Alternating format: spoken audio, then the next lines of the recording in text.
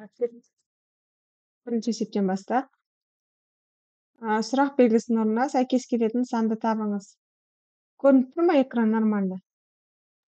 Иә, көрініп тұр.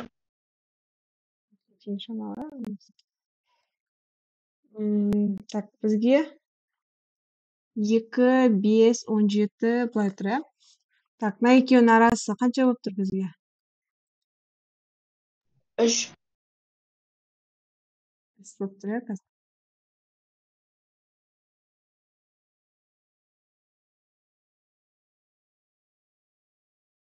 Так, мына екеуінің арасы 3.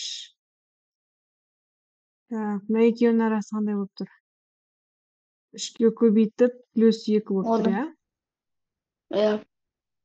Так, мынау 3-ке көбейтіп 1-ден азайтамыз. Минус 1 болып тұр ма? Минус 1. Мынау да значит сонда ғой, біріншісі.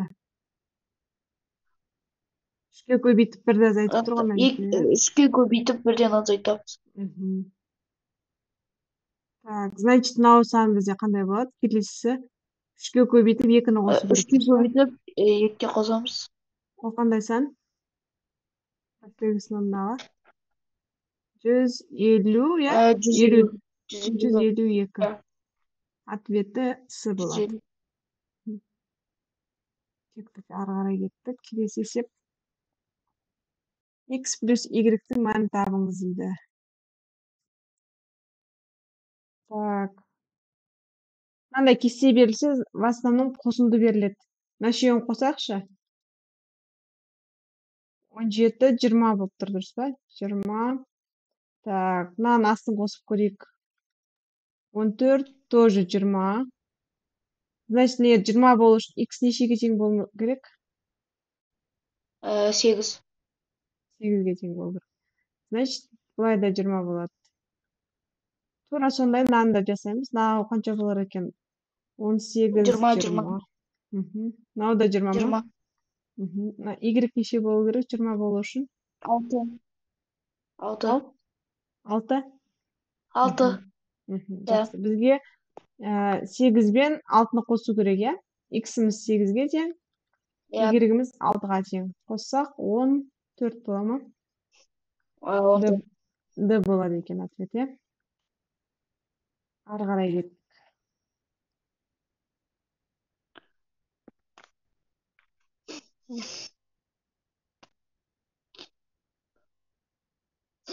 Төмендегі фигуралардан құрастырылған бірлік кубтардың саны В және С әріптерімен көрсетілген.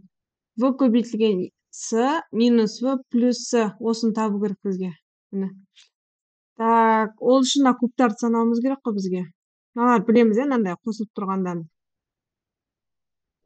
Иә. Осыларды санап шығу керек бізге. Так, мыналар бірінші қосылар.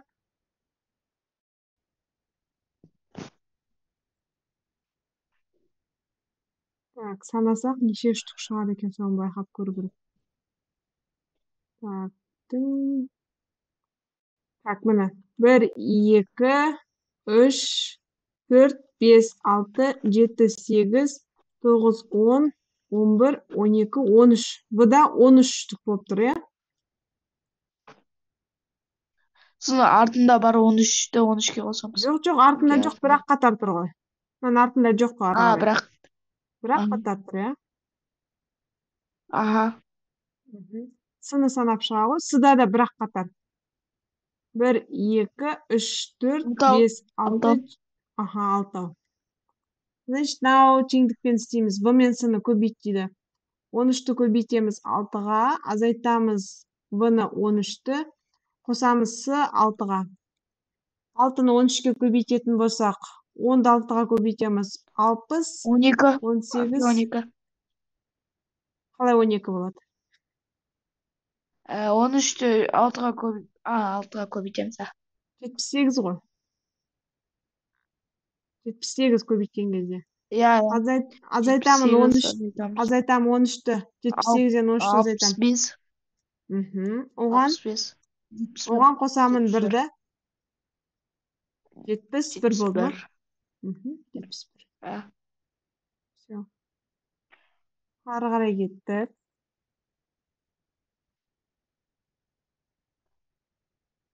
Так, төменде суретте берілген ақпаратты қолдана отырып ағаштың ұзындығын табыңыз дейді. Так, мына жерде бала мен ағаштың қосындысы 310 сантиметр. Бала қосылған әпке ағаш. анау баланың сантиметрі не сияқты 110, ал мысықтікі 40 сияқты. Так, негізі мынандай есепті теңдеулер жүйесімен шығарған оңай болады. Мысық пен ағаштікі. Мысық қосылған ағаш 240. 40, Үшіншіміз адам бала мен мысық мысық қосылған бала қанша 150. болады? 150. Осы теңдеулер жүйесін шығаруымыз керек. Так, біз мына жерден мына екеуінен біреусін жойып жіберуіміз керек қой. Мысалы, бала қосылған ағаш тең болады 310. Мысық қосылған ағаш тең 240, иә? Осы жерден балада мысықты азайтып жіберейік, чтобы а мен а қысқарып кету үшін. Бала азайтылған мысық, ол тең болады 240, 310-нан 240-ты азайтсам, менде қанша болады? 70 бола ма? Иә. Мен мына теңдеуді әлі қолданған жоқпын. Осы теңдеуді тағы да теңдеулер жүйесін құрастырамын. Бала қосылған мысық 150 деп. Осы жерде 150-ден 70 саламын. осы жерде қосып жібереміз, өйткені мына мысық пен мысық кетіп қасында екеуі таңбалар әртүрлі ғой. Бала мен баланы қосамын, 2 бала. Мысық пен мысық, мына біреусінікі минус, біреусінікі плюс. Жоқ болып кетеді. Жоқ болып кетеді. Мына екеуін қоссам 220. 220. Осы жерде бала тең болады. Бала 110. Маған нені табу керек еді өзі? Ағашты табу керек мысық қой, иә? 40 болады әпке. 110, бала 110 болса, мысық 40 болады. Мынау 40 болады, жақсы. Маған ағашты табу керек. Ағаш қанша болады? Ағаш 200. Бала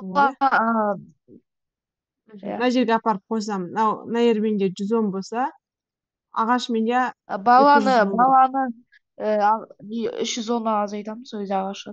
Және мысықты 240. Ағаш 200 болу керек, иә? С ответі болады екен. Ары қарай кеттік. Сұрақ белгісінің орындағы сәйкес келетін санаттамыз. Анау домалақ 6, ал 3 бұрыш 2. Олай табуға да болады. Болмаса тура жаңағыдай теңдеулер жүйесімен тауып алайық, чтобы бізге оңай болу үшін. Мына жерден қалай істесек болады? Или өрнектеп алайық, иә? Мына теңдеуден жұлдызымыз 2 шаршы болады. Жұлдыз 2 шаршы болатын болса, мына жердегі жұлдыздың орнына 2 шаршыны қояйын. Мына 1 шаршы өзі тұр. Қосылған 2 шаршы тең 12, иә? 1 шаршыға 2 шаршыны қосамын. 3 шаршы. 3 шаршы тең 12. Значит, шаршымыз қаншаға тең болады? 4-ке тең болады. Осы жерден жұлдыз нешеге тең болады? 8. Жұлдыз 8-ге тең болады. Мына жерге орын апарып қоямын. Так, маған домалақ табу керек. Домалақ 6. Домалақ 2-3 бұрыш ба? Ана домалақ тауып алайын мына жерде. 3 бұрышты тауып алайын ба, или домалақ тауып алайын, иә? Мына жерде домалақты өрнектесем, 4 қосылған 3 бұрыш болады ғой, дұрыс па? Соны мына домалақтың орнына апарып қоямын. Значит, ол менде 4 плюс 3 бұрыш қосылған 3 бұрыш тең 8. 3 бұрышқа 3 бұрышты қосам 2 3 бұрыш. 2. 8-ден 4-ті азайтамын. 4 болады, иә? Осы жерде 3 бұрыш менде 2 болады. Значит, домалағым 6 болады, дұрыс па? Иә. 3 бұрыш ол менде 2-ге тең. Қосылған домалақ ол менде 6-ға тең. Жұлдыз ол менде 8-ге тең. Және де шаршы ол менде 4-ге тең. 3 бұрыш 4-ге.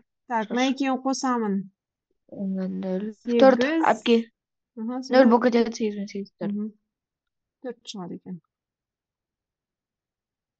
Так, ары қарай кетті.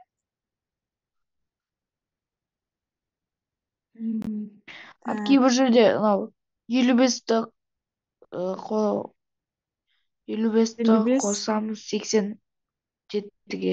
87-ге 82 қосайық. 2, бір ойда. бір ойда 13, 14. Так, менен нені сұрап тұр өзі? А және бұнда санағы ең үлкен және ең кіші сандардың айырымы нешеге тең? Аха. Мына екеуінің айырымын сұрап тұр ғой бізден, иә? 87-ден Иә. 55-тің айырымын сұрап тұр ма? 22. 32 болмай ма? Иә, 32. 32 болады, иә? 32. Иә, 32. Арқылы жазылған ең үлкен және ең кіші сандардың айырымы. Бір не сұрап тұрғанын қазір қарап алайыншы ішінде. Ең үлкен және ең кіші.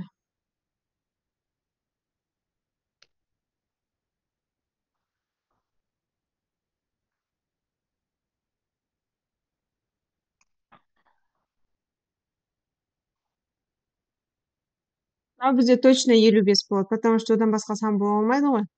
Дұрыс па? Иә. Иә. Мгм.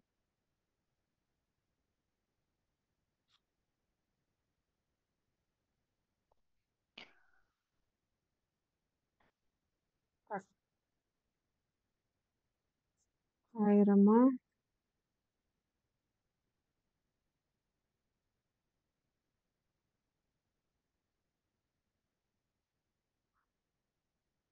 Это бірнеке қате сияқты что-то. Түсінбедім. Есеп қалдыра салайын, аха. Сомнительно что-то. Аха. Сұрақта бірнекеге қате бар ау.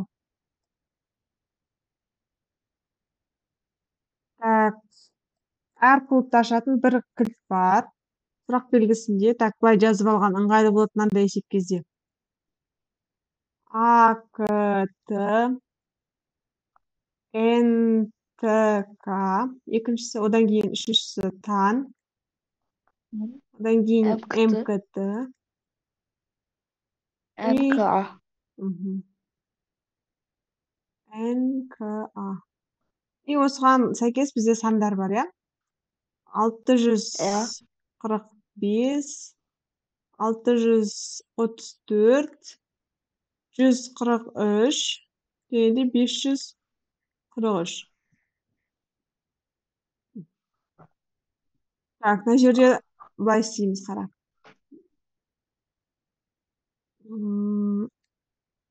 Мына қатарға қарап шығамыз. Бірдей бізде N, иә? Иә. Мына қатарға қараймыз, пока что бірдей ол бізде қайсысы? Или 6. былай істейсіз. 6, иә? 6, Иә. 6. Значит, 6 пока N 6-ға тең деп ойлаймыз. 6-ға тең, 6-ға тең. Дальше кетті, келесі қатарға кеттік. Ерекше бізде Т ғана, дұрыс па? Үш рет сәйкес келетін бар ма? 3 рет сәйкес келетін. А. А нешеге тең болады?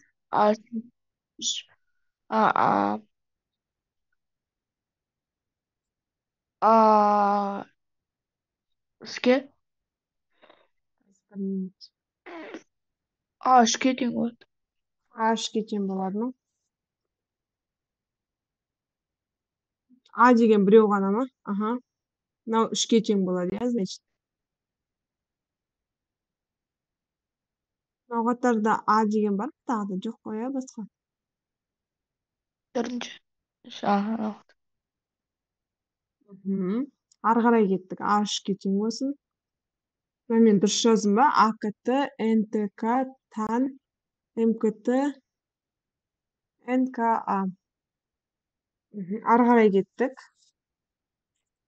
Жазған дұрыс.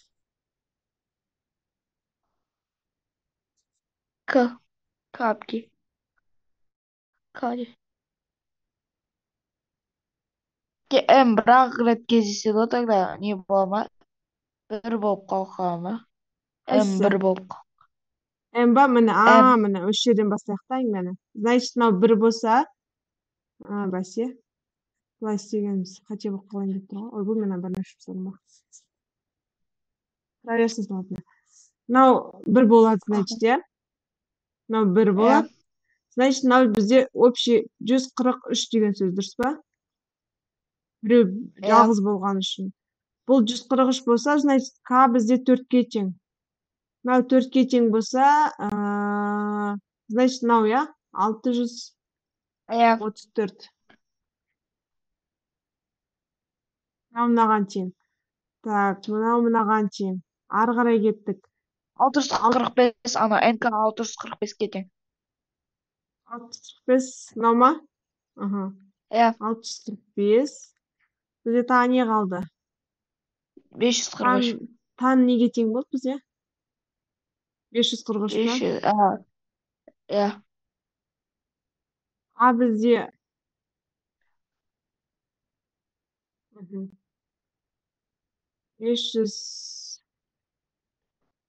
543 мынау болады ғой. Иә, акта 543 болады. Ал тан ол не болады? 645. Тан ол бізде не қалды? Сұрақ белгісінің орнына қазір. Так, осы жерден тауып алайық қайсысы екендігін. Так, бізде 645 деген қайсысы болды? НК. Мына бізде НК болды, иә? НК. Ана акты болады. Мынау үшін 634 деген. 634 не НТК. НТК. 143 деген МКТ, дұрыс па? МКТ. Мынау акт. Так, бізде Т бізде 3-ке тең, дұрыс па? Т 3-ке тең. Т 3-ке. А 5-ке тең. А 5-ке. Және де Н Н 6-ға тең. 356 болды ма НК? Сұрақ белгісі 356 ма? Дұрыс па, иә? Ары қарай кеттік.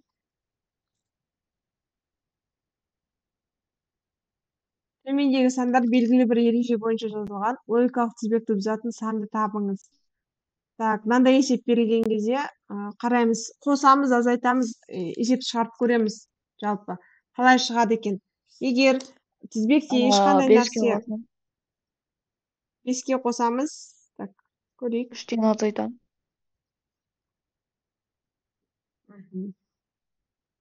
Мына жерде қара. 34, 31 үлкейіп кеміп жатыр. Сол үшін анау секіру деген әдіс бар ғой, болмаса мынаны тастап кетесің пока. Қарамай. Домақ через одну жасаймыз. 29 бен 31 плюс 2, дұрыс па? Дальше кеттік. 31-ден мынаған кетеміз. Плюс 4. 35-тен 41-ге барамыз. Плюс 6. 41-ден 48-ге барамыз. Плюс қанша бүкіл? Плюс 7. Пока что тұра берсін. Мына екеуінің арасы, пока қалдыра тұрайық. Плюс 11. Енді ештеңені беріп тұрған жоқ. Енді осы дәл астыда осыған ұқсас бірдеңке шығатын болса, мысалы, мына екеуінің арасы плюс, жоқ, минус, иә, наоборот. Минус 2. Минус 2. 32 мен мынаның арасы минус 4. Мына екеуінің арасы минус 6. Мына екеуінің арасы минус 8. 8. Значит, қара, мыналарда плюс минус 2, минус 4, минус 6, минус 8. Мына жерде де негізі қара. Мынау 8 болу керек, плюс 8 болу керек. Сонда бізде тізбекте логикалық тізбекті бұзатын сан, ол бізде қанша болып тұр? 48 болып тұр. Ответ 48. Значит, если нерде 48 емес, орында басқа қандай сан болу керек? Орында 47. 47. Сосын 47-ге келесі бізде 10-ды қосатын болсақ, 47 бола ма? Тоқтай тұр, 47 емес қой. 41-ге 8-ді қоссақ, 47 болмайды ғой. 41-ге 8-ді қоссақ қанша болады? 40? Не? 9 болады. Сонда келесі 10-ды қосқан кезде міне 59 шығып тұр. Сонда қате тұрған сан ол бізде тізбекті бұзып тұрған сан 48 екен. Түсінікті, кеттік ары қарай. Төменде берілгендердің ең кішісі қайсысы? Көзін айта ғой, неге қарап? 0,302. 0,302. Так, біз неге қараймыз? Қай жеріне қараймыз? Міне. Барлығы 0 бүтін, нөлдеріне қарамаймыз. Ең кішкентай ең кішкентай тоқтай тұр. Ең кішкентай мына жағы кішкентай болу керек. Ең самый кішкентай мынау болу керек. Так, 0 мен 3 2-ні салыстырайық. Қайсысы үлкен? 0 үлкен ба, 3 үлкен ба? 3 үлкен ғой, значит 3-тер сызып 0 мен 2-ні салыстырамыз. 2-ні де сызып тастаймыз. Кеттік келесісін. 3 мен 2-ні салыстырамыз. 2-сі кішкентай. Сол үшін с болады. Салыстыру түсіндік, осындай есептен қателеспейміз. Өте жеңіл есеп, мынандай есептен қателеспе. Так, кеттік. Төменде әртүрлі екі тізбек берілген. X 27, ал андай Y сияқты 1. Себебі қараңыз, X-та 27. Заңдылығы 27. Ал? Қалай 27 болады, сол жерін түсіндіріп жүрсің? Мысалы, келесі несінде концасында 33 бол. 29, 30, 31, 33 бол. 2. Қалай өзгеріп тұр, ладно. Мына жерде плюс 2 болып тұр ма? Плюс 2, плюс 1. Плюс 1. Плюс 2. Нер өзгермей қалды сенке. Не себептен 27 болады? Мынау берік шетінде де сондай тоже несі бар. Так, 21, 25, бізде мынандай тізбек қой, ол бізде қарай ғой. 21, 25, 24, X, 27, 29, бізде тұрайын. 29, сосын қандай? 30, 31, 33.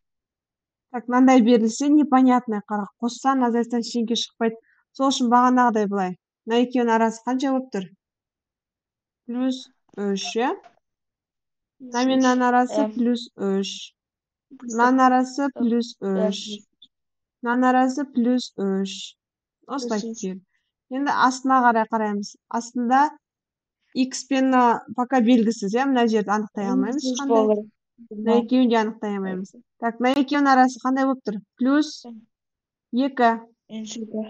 Плюс 2. Значит, мына жерде плюс 2 болу үшін мына жер қанша болу керек? X 27 болу керек, X 27 болу керек. Сол кезде мына плюс 2 орындалады. Так, ары қарай мына жерде.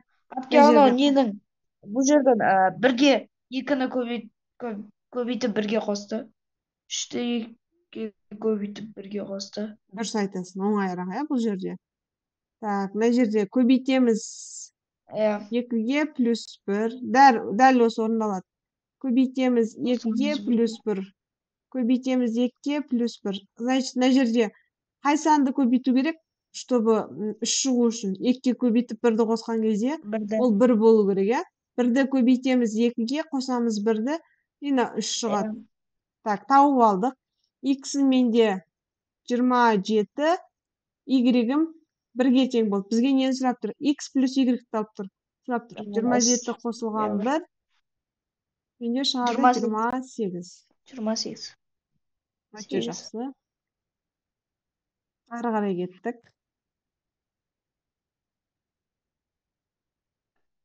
Осылар алдын дауыс енді қосылып отыр ау. Әпке айтайын ба? 5555-ті қосамыз 555-ке. Так, дұрыс айтасың, иә, мына жерде чтобы бүкіл сандар 6000 шығу үшін мына жерде ол міндетті түрде 5000 болу керек қой, иә. 5555-ке 555-ті қосқан кезде ғана 6000. 555. Так, 0 1 6110. 6. Ал мынаушы, так, значит, Әпке екіншісі Б да 5 ба? иә, Б 5 болмайды, А ғана 5 В да жерде. 5 басқа шықпайды. А ғана 5 жерде. Әпке басқа шықпайды. Ол керек. 20. Так, басқа қандай сан бар не жерде? Не жерде, чтобы 5-тен қай санды азайтсам не шығады? 7-ні ғана ғой. Значит, 7 мен 7 есесақ болады ғой. 7-тен 7-ні азайтсам 0, надан азайтсам 2. Не жақта әпке мен қосу деп ойлағам. Маған А мен Б-ның қосындысын табу керек. Аха, жақсы. А менде 7 мен 5, 12. 12. 7 12 шығады екен. Ары қарай келесі сұрақ. Ақмарал үйде қараттық па есептерді? Иә, мен басын ғана қарадым, әрі қарай шығарып білген жоқпын. Осы жерде бізбен бірге шығара бер. Так, мынандай теңдеу берілетін болса, қарай, теңсіздіктер жүйесі беріледі. Теңсіздік қой негізі. Мынау 7 мына жаққа да көбейтіледі, мына жаққа да көбейтіледі. Значит, мына 7 мына жаққа көбейтсең минус 14. 14. 8 плюс x кіші мына жаққа көбейткен кезде 28 болады, дұрыс па? Енді 7-ні кстати жасақ болады уже дальше. Мына 8-ді мына жаққа да жібереміз, мына жаққа да жібереміз. Екеуінің де таңбасы қарама қарсыға ауысады. Минуспен барады. 8-дің таңбасы плюс қой. 8 минус 8 болған кезде минус 14 минус 8 неше болады? Минус плюс 8 мен минус қосылады, минустан бас жазылады. 22 әпке. 22. 2. Мына жаққа барғанда 20 болады. Минус 30. Значит, x-іміз минус 22 мен 20-ның арасы. Таңбамыз, жақшамыз бізде жай жақша болады, себебі қатаң, е? Так, значит, минус 22-де 20 деген ол бізде е жауабы екен. Түсінікті ма ба? Аха. Жақсы кеттік ары қарай. 13-ші сұрақ. Әпке бұл жерде 9-ды 4-ке қосып 9-ды 4-ке қосамыз. Әпке 9-ды 4-тен азайтамыз. 4-тен азайтсақ 5 болады. Мына былай істесек не болады? Так, бізге қарай ғой. 9 бен 4-ті қосамыз. Әпке 9 бен 4-ті қосамыз, 3-тен азайтамыз. 6-ға 5-ті қосамыз. Бұлай крестик қып мен бекер жасаған жоқпын. 10 мен 3-ті қосамын. 13 болады. Немесе екінші варианты. Мына екеуіне қатысты қып істесек болады. Мына екеуінің арасы 1. Мына екеуінің арасы да 1. Мына екеуінің арасы қанша болады? 2. 2. Мына екеуінің арасы да 2, е? Так, значит, мына екеуінің арасы үлкеннен кішісін азайтамыз. 3-тен 2-ні азайтам 1. Надан азайтам 1 болу үшін мына жер қанша болу керек? Мен қарай тұр. Мына жерде стрелка үлкеннен кішісін мына жақтан бастап 6 болады. Немесе қарай ғой. Екінші мынау вариантпен есептейтін болсақ, былай крестик көйтетін болсақ, мына екеуін көбейтеміз. Қосамыз, точнее. Қосамыз. 7 мен 4-ті қосамын. 7 қосылған 4-іміз, так, көрмейді. 4-іміз тең болады 6 қосылған 5-ке, дұрыс па? 11. Немесе мына екеуінің қосындысы 5 қосылған 3, ол тең болу керек. қарасаңшы 9-ды 4-ке қосып 3-тен азайтсаң 10 шығады. 6-ны 5-ке Олай қосып істесек те 7-тен болады. 4. Олай істесек те болады. Варианттары өте көп. Байқадық па, көрдіңіздер ма? По-любому бізде жауап 6 шығу керек. Кеттік ары қарай. Келесі есепті алдық. Саябаққа жылдамдықтары 20 км сағат, 24 км сағат болатын екі велосипедші бір бағытта айналды. Екеуі де бір нүктеден бір уақытқа қозғалысын бастады. Жай жүретін велосипед саябақты 2 рет айналған кезде жылдамдығы жоғары велосипед 3-ші рет айналымды аяқтауға 6 км қалды. Саябақта бір айналым қанша километрге тең? Так, есептің түсіндірмесі мынандай балалар. Бізде мынандай саябақта қандай да бір не жүр? Мынандай круг қой енді. Осы мынандай бір круг, осы кругтың ұзындығы сұрап тұр бізден. Бізде екі жылдамдық бар. Біреусі 20 км жылдамдықпен жүреді, екіншісі 24 км жылдамдықпен жүреді. И қанша уақытта жететіндігін анықтау керек, километр сағат.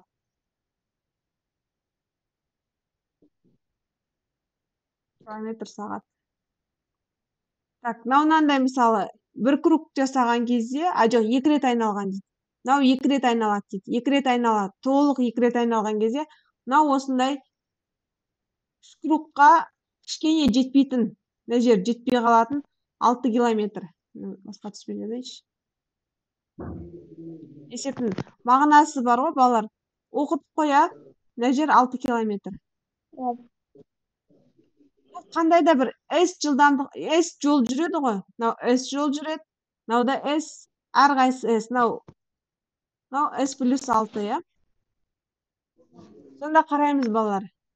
S плюс 6 емес мынау. Жетпей қалды ғой. Поправяйсын. S минус 6 болады. Қарай қойыңдар, осы жерде есептің шартында бүйтіп тұр. Осы жерге жаза берейінші.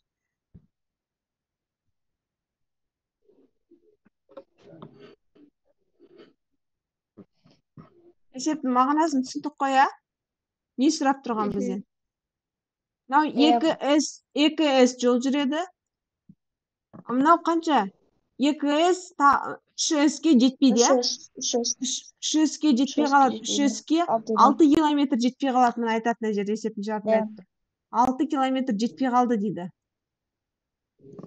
Міне. 3-ші айналым жасағанда 6 километр қалды дейді мына жерде. 6 километр жетпей қалды дейді. Сонда бізде бір формуламызды білеміз, я? Формуламыз S-тен V көбейтілген T. Бізде байқасақ, вообще уақыт туралы ештеңе айтып тұрған жоқ. Сол себептен уақытпен өрнектейтін боламыз. T тең болады неге? S бөлінген жылдамдық. S бөлінген V. Жылдамдық болады. Енді осы жерде бізде белгілі жылдамдықты білеміз, S пен белгіленіп тұр. И мынандай не шығады бізде? Бізге T-ны табу керек. Мына 2 жылдамдықпен жүретін қаншамен жүреді ол? Біріншісі, 2 айналым жасаған, ол жай жүретін қаншамен жүреді? 20 километр. Дұрыс. 20 километрге бөлеміз мына. 20-ны 2-ге бөлеміз. 2S'ке бөлеміз, а мынаны 3 айналым жасап 6 километр жетпей қалғанда 24-ке бөлеміз. И осы жерден есептейміз, так. S пен S-ті қысқартайық, немене қысқартайық на. Наған 1-ден, наған 10-нан, я? Так, мына жерде 3-ке қысқарта аламыз негізі. 3-ке қысқартатын болсақ, жақшаны ашып, мына ішіне 6 емес, 6-ның орнында. Мына жерде қанша қалады? Жақшаны шығаратын болсақ, 3-ті 2 қала ма? 2, 6-ға 2. Наған 1-ден, наған 8-ден болады. Сол кезде ары қарай пропорциямен шығаратын болсақ, 10-на жаққа көбейтіледі. Мына жер түсініксіз болып қалған жоқ па, Санжар? 8-2. Жоқ, қысқармайды, ол азайтылып тұр ғой. Мен қысқартпай қойыншы, сендерге нормально түсінікті ма? Мына жер түсінбей қалдық па или? Мынандайды мен просто беттім. 3S минус 6 дегеннен 3 жерден 3-ті жақшаның сыртына шығардым. Соның ішінде S минус 2 қалды. Бөлімде 24 болды. Наған 1-ден мынаған 8-ден бердім міне мынандай қалып тұр ғой. Так, Иә. осы жерде міне мынандай болды. S бөлінген 10 тең S минус 2 бөлінген 8. Осы жерде былай крестик болып көбейтіледі. Иә? Мына 8 мынаған Иә. көбейтеді. 8S тең мына жақта каждыйына көбейтіледі мына жерде. 10 10-ға да S азайтылған 2. 10 S жоқ, азайтылған. 10S 10 S азайтылған 20. 20. Так, мына жерде 8. 10-ды мына бетке S пен көшіреміз. S-ті жинаймыз бір жерге. Бір жерге жинаймыз. 8S-тен 10S-ті азайтсам минус 2S. 2S. Ол тең болады минус 2S 20-ға. тең минус 20. Осы жерде S тең болады Тең 10. 10-ға. 10-ға. 10 километр. Бізде міне осы нені сұрап тұрған болатын. Деуші өзі.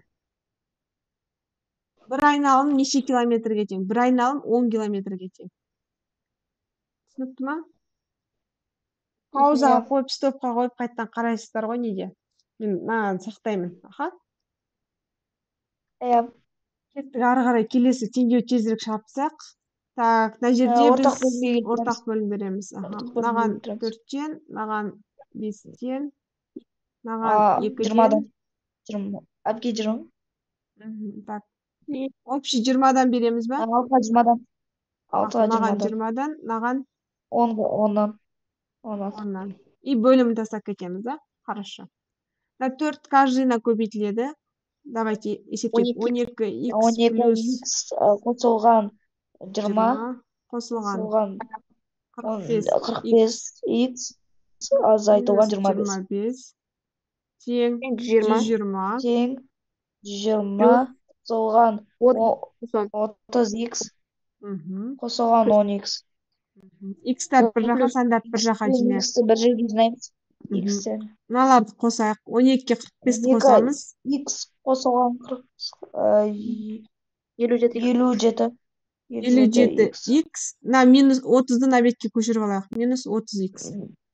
Минус 30. Тең 120-ға 10-ды қосамыз. 130. Мына жақта 5. 130-дан азайтамыз. 135 болады. Мына жерде бізде балалармен тезірек шығара беремін, потому что уже уақыт аз қалды, иә. Қазір қайттан қосамыз конференцияны.